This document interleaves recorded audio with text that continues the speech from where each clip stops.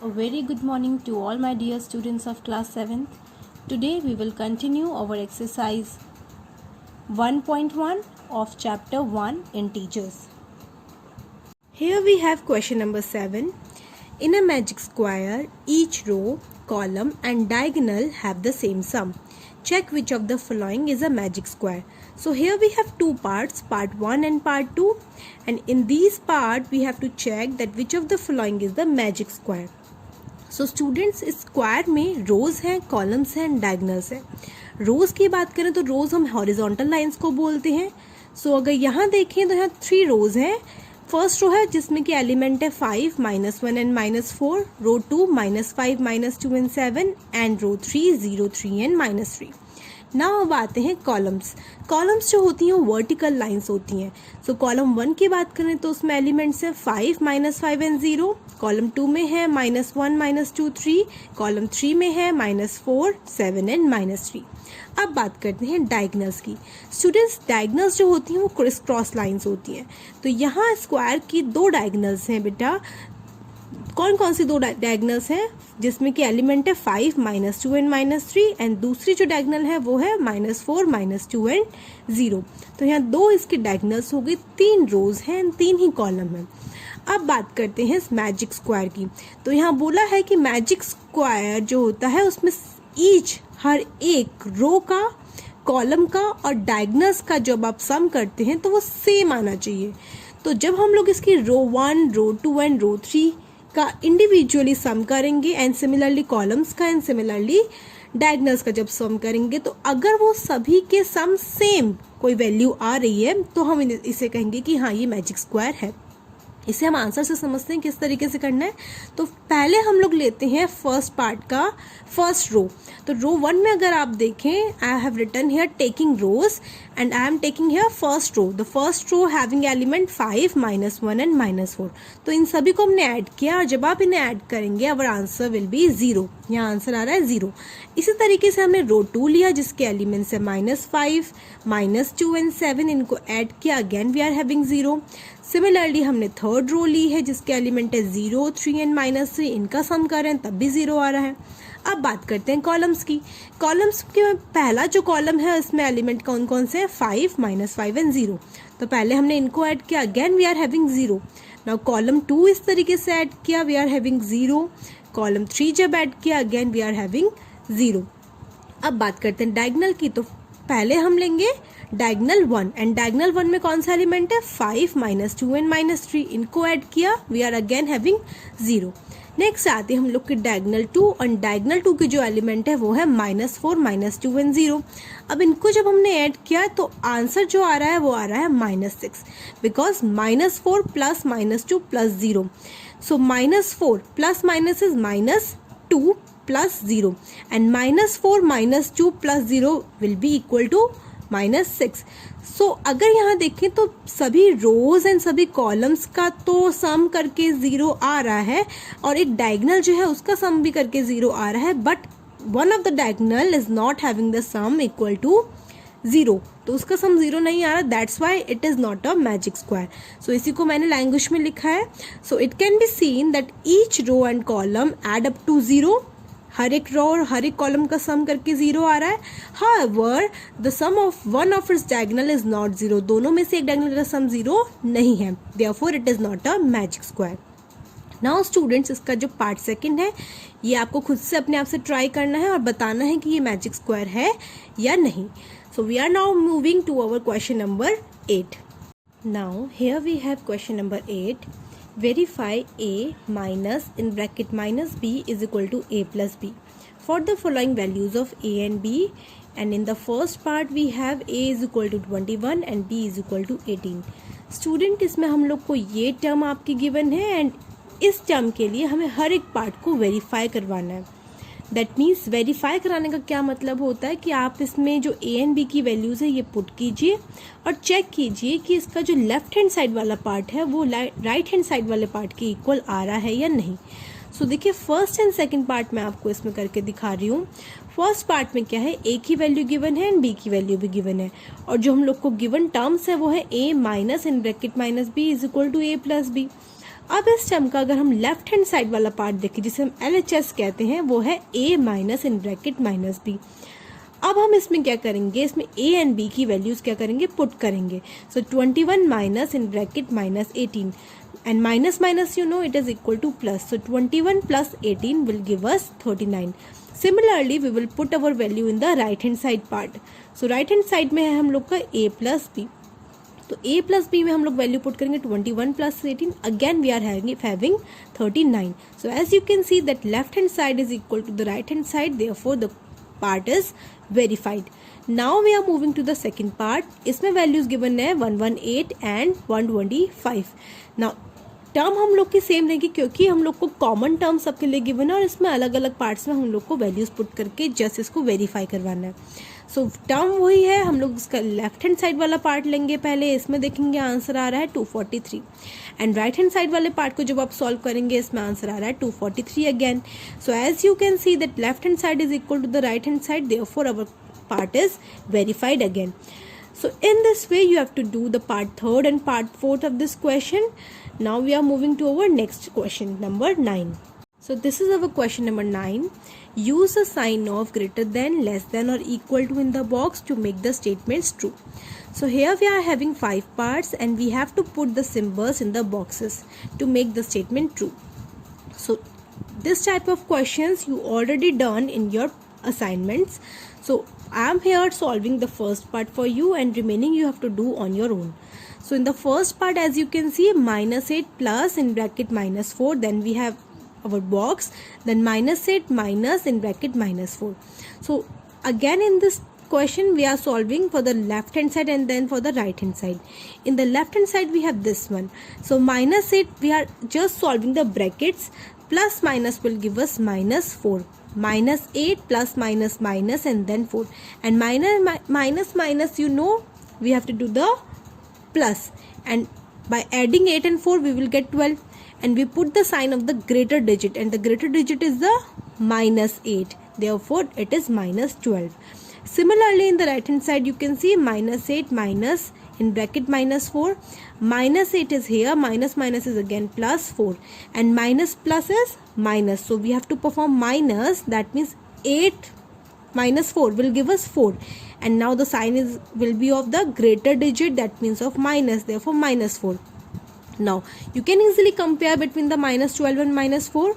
As I have told you, the digit with the negative sign, if the digit is smaller then it will be the greater one. मतलब कि अगर digit minus में है तो वो जितनी छोटी होगी डिजिट उसकी वैल्यू उतनी ही बड़ी हो जाती है.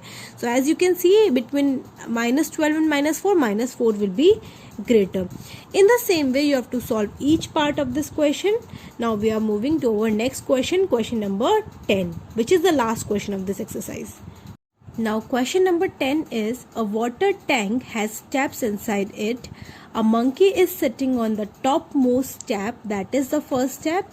The water level is at the 9th step. तो एक मंकी है वो एक वाटर टैंक के फर्स्ट स्टेप पे बैठा हुआ है, टॉप मोस्ट स्टेप जिसे हम कह रहे हैं, और जो वाटर लेवल है वो है उसके 9th स्टेप में.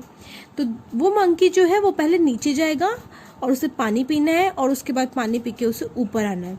तो किस तरीके से वो नीचे जाएगा वो उसका पार्ट फर्स्ट बता रहा है. देखिए पार्ट फर्स्ट में क्या है, he jumps 3 steps down and then jump back 2 steps. तो वो कुछ खेलते हुए जा रहा है, पहले वो 3 स्टेप नीचे ले रहा है और फिर दोबारा 2 steps वापस आ रहा है, फिर 3 steps नीचे ले रहा है, फिर 2 steps वापस आ रहा है. तो इस तरीके से उसको वो कहाँ पहुंच रहा है, वाटर लेवल पे. तो हमें ये बताना है कि कितने जंप्स में वो वाटर लेवल पे पहुंच जाएगा. देखिए इसको किस तरीके से करेंगे. तो यहाँ इस तरीके से ये मंकी है फर्स्ट स्टेप पे बैठा हुआ है और कितने स्टेप्स हैं टोटली, 9 स्टेप्स में. तो फर्स्ट से लेके 9 तक मैंने इस तरीके से ड्रॉ किया है. 9th स्टेप पे हम लोग का वाटर लेवल है, तो ये वाटर लेवल हमने ड्रॉ किया है. अब देखिए बेटा वो फर्स्ट स्टेप में है, तो जो पहली जंप करेगा फर्स्ट जंप वो करेगा. फर्स्ट स्टेप से जब वो फर्स्ट जंप करेगा तो उसे जंप कितने की करनी है, पहले 3 स्टेप की. आपको बोला है पहले वो 3 स्टेप नीचे लेगा फिर 2 स्टेप आप ऊपर आएगा. तो जब वो नीचे की तरफ 3 स्टेप लेगा, फर्स्ट स्टेप में था वो पहली सीढ़ी से, जब वो 3 स्टेप नीचे लेगा तो वो कहाँ आ जाएगा, 4th. तो पहली सीढ़ी में था वो, उसने 3 स्टेप नीचे जंप किया तो वो कहाँ आ गया, 4th स्टेप पे. अब 4 से दोबारा उसे कहाँ जाना है, पीछे 2 स्टेप लेने हैं ना, पहले वो 3 स्टेप नीचे उतर रहा है, फिर 2 स्टेप ऊपर, तो 4 से वो पीछे बैक की तरफ लेगा 2 स्टेप, तो 4 स्टेप पे था वो, उसने पीछे की तरफ 2 स्टेप लिए, तो अब वो कहाँ आ गया, सेकंड स्टेप में।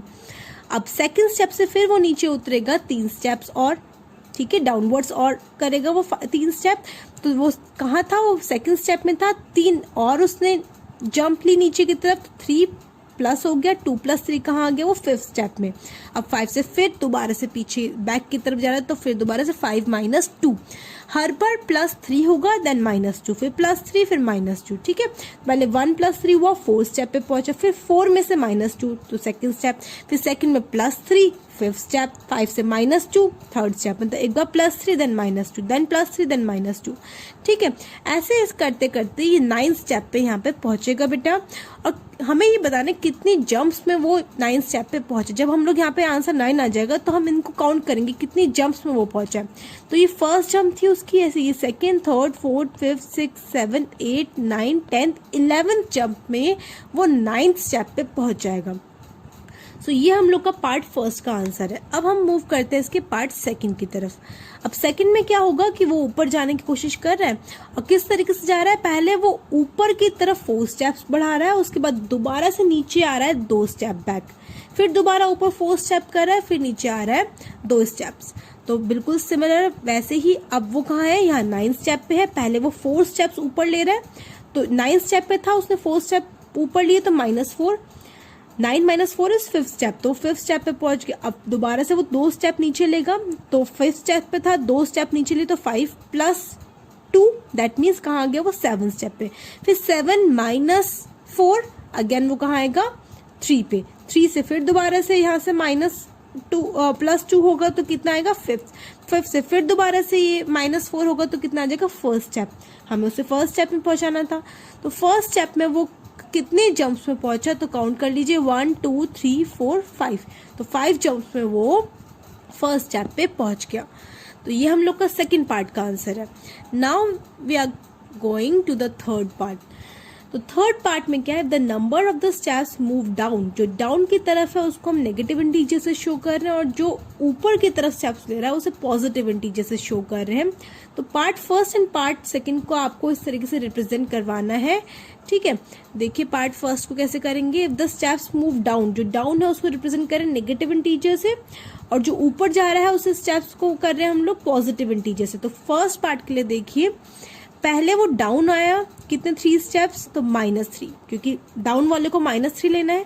फिर वो ऊपर आ रहा है 2 स्टेप, तो +2, देन अगेन -3, देन ऊपर अगेन +2, -3 +2, -3 +2, -3 +2 एंड देन -3, ठीक है। जो हम लोगों ने ये लिखे हैं -3 +2 इनको अब आप जब सॉल्व करेंगे तो हमारा आंसर आ रहा है -8। अब हम लोग देखेंगे पार्ट सेकंड के लिए, जो सेकंड वो जब वो ऊपर की तरफ गया तब कैसे होगा। तो सेकंड का इस तरीके से था, पहला उसने क्या किया, 4 जंप ली ऊपर, तो ऊपर के लिए हम लोग को पॉजिटिव इंटीजर लेना है, तो +4, देन वो नीचे के लिए हम लोग को -2, देन +4, फिर -2, फिर +4, और फिर वो फर्स्ट स्टेप पे पहुंच गया। तो इसे जब हम सॉल्व करें तो हम लोग का आंसर आ रहा है कितना, 8। तो moves in part second represent going up 8 steps. तो जो पार्ट सेकंड है वो कितना बता रहा है, क्योंकि 8 में सबको प्लस करने के बाद कितना आंसर आ रहा है हम लोग का, 8 आंसर आ रहा है। दैट मीन्स कि यहाँ से लेके यहाँ तक के बीच में कितने स्टेप्स हैं, 8 स्टेप्स हैं। तो ये हम लोग का इसका आंसर हो गया। Now we are doing question number 1 of exercise 1.2। Right down a pair of integers and the part A is sum is -7। तो हमें पेयर ऑफ इंटीजर्स मतलब 2 इंटीजर्स हमें लेनी है जिनका सम अगर हम करें, सम मीन्स प्लस करें अगर, तो आंसर कितना आ जाए, -7 आ जाए। तो ऐसे 2 इंटीजर्स आपको सोचने हैं जिनको प्लस करके कितना है आंसर, -7 आ जाए। तो बेटा इसके आंसर्स कभी भी यूनिक नहीं होते। दैट मीन्स अगर मैं जो यहाँ लिखी हूँ जरूरी नहीं कि आप भी वही नंबर सोचें, ठीक है। तो इसके बहुत सारे आंसर्स हो सकते हैं। लाइक मैं आपको यहाँ पे 2 आंसर्स बताऊंगी इसके। फर्स्ट है, अगर मैं सोचूं यहाँ पे -6, फर्स्ट नंबर मैं ले रही हूँ, फर्स्ट इंटीजर ले रही हूँ -6, एंड दूसरा मैं इंटीजर ले रही हूँ यहाँ पे -1। दोनों इंटीजर्स हैं आपके, एक -6 और -1। जब आप इन्हें सॉल्व करेंगे, -6 + -1 यू विल गेट -7। 7। तो दो इंटीजर्स कौन कौन से हो गए, एक हो गया -6 और एक हो गया -1। इनका सम करके कितना आ रहा है -7। चलिए मैं आपको एक और पेयर ऐसा बताती हूँ जिनको सम करके कितना आ रहा है -7 आ रहा है। हमें यहाँ पे एक ही पेयर लिखना है बेटा, तो यहाँ आप आंसर को खत्म कर देंगे, बट मैं आपको एक और बता रही हूँ कि और कैसे इसके और आंसर्स निकल सकते हैं। सम करके -7 ही आना चाहिए। सो अगर हम ले रहे पहला इंटीजर -5 एंड दूसरा अगर इंटीजर ले रहे हम लोग -2, तो आपको तभी पता है -5 plus minus is -2, minus is again plus करेंगे हम 7 आएगा, साइन लगाएंगे बड़े वाले का, तो कितना आ रहा है यहाँ पे भी -7। तो यहाँ जो इंटीजर्स कौन कौन से होगा, एक हुआ -5 और दूसरा इंटीजर हुआ -2। तो ऐसे मैंने आपको दो पेयर्स बता दिए हैं, हमें सिर्फ क्वेश्चन में एक ही पेयर बताना है। तो आपको जो भी ठीक लगे, लाइक -6 एंड -1 भी आप लिख सकते हैं और दूसरा आपका -5 एंड -2 भी लिख सकते हैं। चलिए अब बढ़ते हैं इसके पार्ट बी की तरफ। बी जो पार्ट है इसका, इसमें हम लोग को डिफरेंस करना है और डिफरेंस करके जो आंसर लेके आना है, डिफरेंस करके आना चाहिए, डिफरेंस इज -10। तो हमें दो इंटीजर्स फिर से ऐसे सोचने हैं जिनको जब हम डिफरेंस करें, सबट्रैक्ट करें, तो आंसर कितना आ जाए -10 आंसर आ जाए। तो चलिए पहला मैं इंटीजर जो सोच रही हूँ वो है 2 एंड दूसरा मैं इंटीजर सोच रही हूँ 12। देखिए दोनों प्लस में ही है, एक +2 और एक +12 और डिफरेंस का साइन बीच में तो है। तो जब आप इसे सॉल्व करेंगे 2 - 12, तो 2 - 12 कितना आएगा, प्लस माइनस इज माइनस करेंगे 10 और आंसर आएगा, मतलब साइन आएगा जो है बड़े वाले का, तो -10 आंसर आ रहा है। तो कौन कौन से दो इंटीजर्स हो गए, दो इंटीजर्स हो गए हम लोग के 2 एंड 12। ये दो इंटीजर्स ऐसे हैं जिनको जब हम सब्ट्रैक्ट करेंगे तो क्या आएगा, हम लोग का -10 आंसर आ जाएगा। ठीक है, इसके अलावा देखिए एक और पेयर मैं आपके लिए बताती हूँ इसी का ही। अब आप ऐसा कर दें कि 12 हम लोगों का फर्स्ट इंटीजर ले रहे हैं, सेकंड इंटीजर 2 है, तो 12 - 2 करके तो +10 आएगा, हमें क्या चाहिए -10। तो हम इसको सेकंड इंटीजर ले लेते हैं -2। अब देखिए 12 माइनस इज +2, अब आंसर आ रहा है 14। तो हम इसे भी यहाँ पे क्या कर देते हैं, -12 कर देते हैं।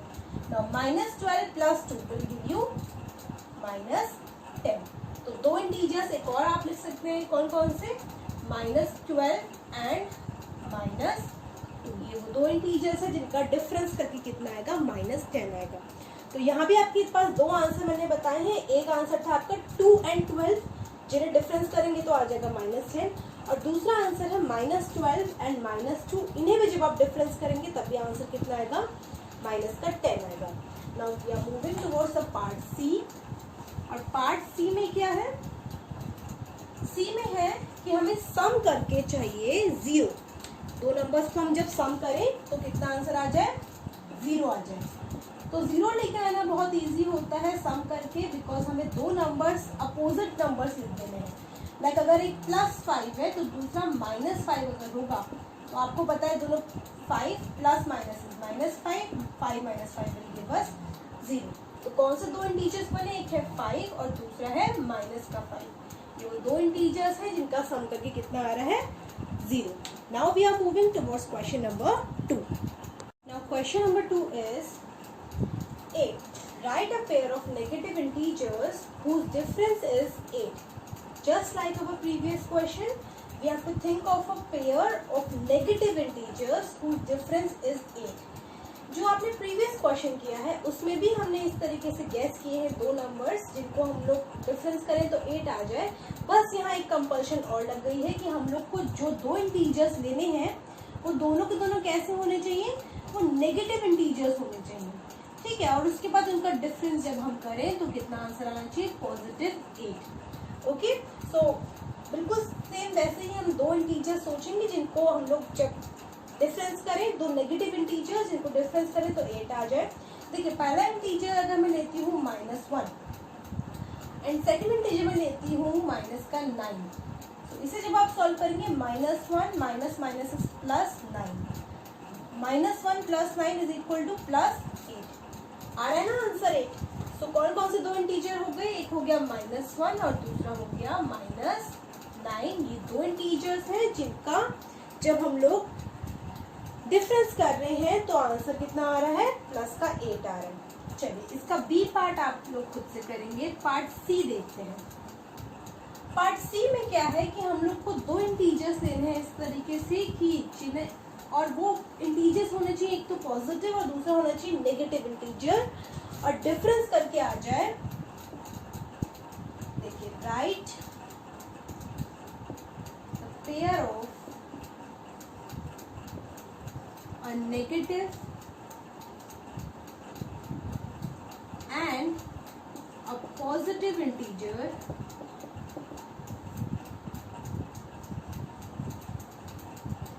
whose